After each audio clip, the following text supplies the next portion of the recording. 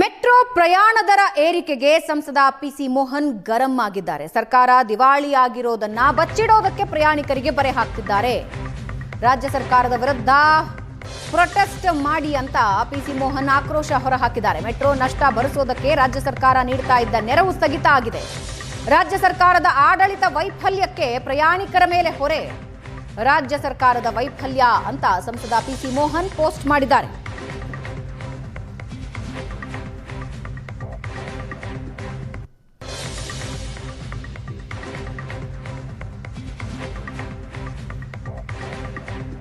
PC Mohan ಅವರ post ನೀವು ನೋಡ್ತಾ ಇದ್ದೀರಿ.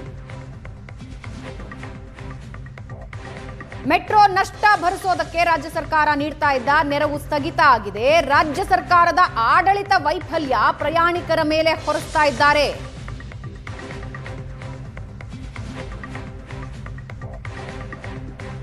ಸರ್ಕಾರ ದಿವಾಳಿಯಾಗಿರೋದನ್ನ ಬಚ್ಚಿಡೋದಕ್ಕೆ ಪ್ರಯಾಣಿಕರಿಗೆ ಬರೆ ಅಂದಿದ್ದಾರೆ ಪಿಸಿ ಮೋಹನ್.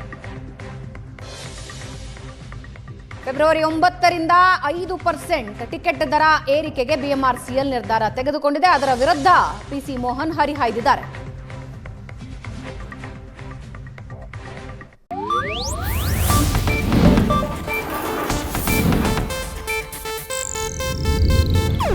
ಇದು ಏಷ್ಯಾನೆಟ್ ನ್ಯೂಸ್ ನೆಟ್ವರ್ಕ್ ಪ್ರಸ್ತುತಿ.